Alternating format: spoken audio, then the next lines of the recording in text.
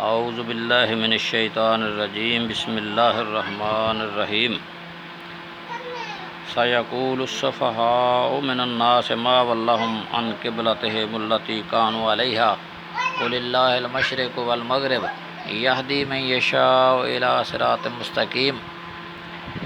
ترجمہ: عن قریب کہیں گے بیوقوف لوگوں میں سے، کس نے پھیر دیا ان کو اس قبلے سے جس پر کہ وہ تھے۔ قل فرما دیجئے، للہ المشرق والمغرب، مشرق و مغرب اللہ کے لیے ہیں۔ یہدی من یشاء، راہ دکھلاتا ہے جس کو چاہتا ہے، الی صراط مستقیم، سیدھی راہ کی طرف۔ حضرت صلی اللہ علیہ وسلم ہجرت کے بعد مدینہ پہنچے تو اصحا قول کے مطابق 17 ماہ تک بیت المقدس کی طرف منہ کر کے نماز پڑھتے رہے، مگر آپ صلی اللہ علیہ وسلم کی ہمیشہ یہ خواہش رہی کہ کعبہ کی طرف رخ کر کے نماز پڑھنے کا حکم آ جائے، اس لیے اکثر دعا بھی فرماتے اور آسمان کی طرف نظر اٹھا کر بھی دیکھتے۔ آخر جب کعبہ کی جانب منہ کرنے کا حکم آ گیا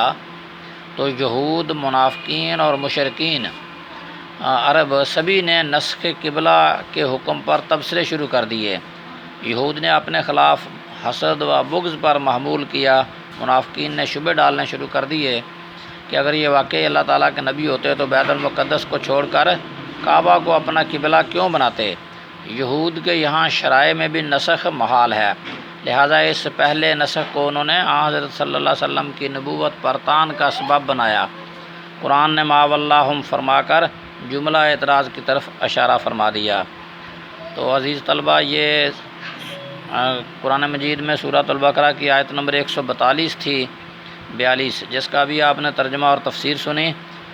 اور اسی آیت سے دوسرے پارے کا آغاز ہوا ہے۔ تو اس سے اگلی آیت کے الفاظ مبارک یہ ہیں: وَكَذَلِكَ جَعَلْنَاكُمْ أُمَّةً وَسَطًا، اور اسی طرح سے ہم نے بنایا تم کو امت وسط، یعنی معتدل امت، لِتَكُونُوا شُهَدَاءَ عَلَى النَّاسِ، تاکہ ہو جاؤ تم لوگوں پر گواہ، وَيَكُونَ الرَّسُولُ عَلَيْكُمْ شَهِيدًا، اور رسول صلی اللہ علیہ وسلم تم پر گواہ بن جائیں۔ وَمَا جَعَلْنَا الْقِبْلَةَ، اور نہیں کیا ہم نے اس قبلے کو، اللتی کنت علیہا، جس پر کہ تو تھا، الا لنعلم، مگر یہ کہ ہم جان لیں،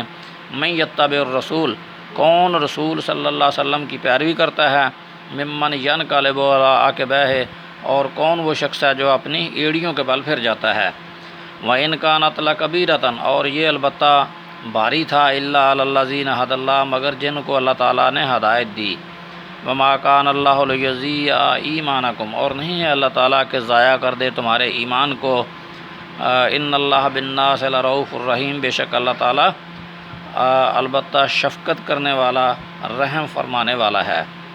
تو اس آیت نمبر 42 کی تفسیر ان الفاظ میں ہے: وَكَذَلِكَ جَعَلْنَاكُمْ أُمَّةً وَسَطًا لِتَكُونُوا شُهَدَاءَ عَلَى النَّاسِ، اور اسی طرح سے ہم نے تم کو معتدل امت بنایا تاکہ تم لوگوں پر گواہ بن جاؤ، وَيَكُونَ الرَّسُولُ عَلَيْكُمْ شَهِيدًا، اور رسول صلی اللہ علیہ وسلم تم پر گواہ بن جائیں۔ یہ ان کے شبے کا جواب ہے کہ اللہ تعالیٰ صاحب امر اور حکم حاکم مطلق ہے، مشرق و مغرب سب جہات اسی کی ہیں، جس طرف قبلہ بنانے کا حکم دینا چاہے دے سکتا ہے۔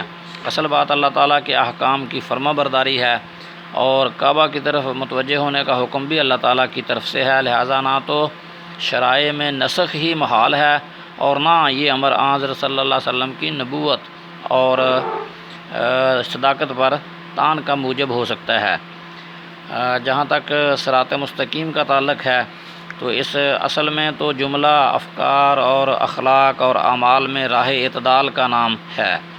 یہاں اس امر کی طرف اشارہ ہے کہ کعبہ کو قبلہ قرار دینا بھی صراط مستقیم کی طرف ہدایت میں داخل ہے۔ یہود اور منافقین کے اعتراضات محض حسد کی بنا پر ہیں۔ حدیث میں ہے کہ 3 باتوں میں یہود مسلمانوں سے حسد کرتے رہیں گے: کعبہ کے قبلہ ہونے پر، جمعہ کے دن پر، اور امام کے پیچھے آمین کہنے پر۔ جہاں تک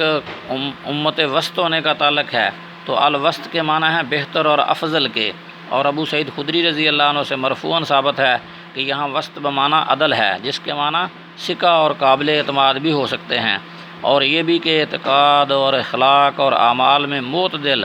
اور سابقہ کی افراط و تفرید سے پاک اور مبرہ۔ کذالک اس تشبیہ کے ایک معنی تو یہ ہیں کہ جس طرح ہم نے تم پر ہدایت کی نعمت پوری کی ہے، جس میں قبلہ کی طرف رخ کرنا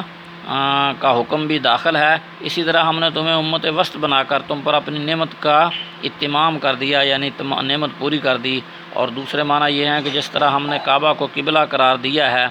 جو سب قبلوں سے افضل اور انبیاء کے امام حضرت ابراہیم علیہ السلام کا قبلہ ہے، اسی طرح ہم نے تمہیں سب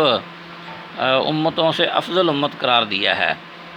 اور اسی آیت میں جو اللہ تعالیٰ نے فرمایا کہ تاکہ تم لوگوں پر گواہ بن جاؤ اور اللہ کے رسول صلی اللہ علیہ وسلم تم پر گواہ بن جائیں، تو اس کی تفسیر یہ ہے کہ یعنی تمہیں امت وسط قرار دینے کی غرض یہ ہے کہ تم کو دنیا اور آخرت میں لوگوں پر شاہد ہونے کا درجہ حاصل ہو جائے، تم قیامت کے دن انبیاء کے حق میں گواہی دو کہ انہوں نے اپنی امتوں تک اللہ تعالیٰ کا پیغام پہنچا دیا تھا، اور حضرت صلی اللہ علیہ وسلم یہ گواہی دیں کہ تم نے اس کے مطابق عمل کر کے دکھایا۔ حضرت جابر بن عبداللہ رضی اللہ عنہ سے روایت ہے کہ حضرت صلی اللہ علیہ وسلم نے فرمایا، میں اور میری امت قیامت والے دن ایک بلند ٹیلے پر ہوں گے، جب بھی کوئی امت اپنے نبی کی تکذیب کرے گی تو ہم گواہی دیں گے کہ بے شک اس نبی نے اپنی امت کو اللہ تعالیٰ کے احکام پہنچا دیے تھے۔ امت کی یہ شہادت قرآن کے بیان پر مبنی ہوگی، جیسا کہ حدیث میں ہے کہ اس شہادت پر امت محمدیہ سے پوچھا جائے گا کہ تمہیں ان واقعات کا کیسے علم ہوا، تو وہ کہیں گے جانا نبینا فاخبرنا ان الرسل قد بلغوا، ہمارے پاس ہمارے نبی آئے تھے اور انہوں نے ہمیں خبر دی تھی کہ تمام انبیاء نے اپنی امتوں کو اللہ تعالیٰ کے احکام پہنچا دیے تھے۔ ابن کثیر بحوالہ بخاری۔ امت محمدی کی بھی دنیا میں شہادت کے متعلق احادیث وارد ہیں۔ ایک حدیث میں ہے کہ اچھے اور برے لوگوں کی تمیز اور معرفت تمہاری شہادت پر ہوگی، جس کی تم نے تعریف کر دی وہ اچھا ہے اور جس کی تم نے مذمت کر دی وہ برا ہے۔ ایک مرتبہ 2 جنازوں کے بارے میں بھی حضرت صلی اللہ علیہ وسلم نے جنتی اور دوزخی ہونے کا فیصلہ یا حکم جو ہے صحابہ کی شہادت پر ہی فرمایا تھا، اور ساتھ ہی اس کی وجہ بھی بیان فرمائی کہ انتم شہداء اللہ فی الارض، کہ تم زمین پر اللہ تعالیٰ کی طرف سے گواہ ہو۔ اللہ تعالیٰ سے دعا ہے کہ اللہ ہمیں کتاب و سنت کو سمجھنے اور اس پر عمل کرنے کی توفیق عطا فرمائے۔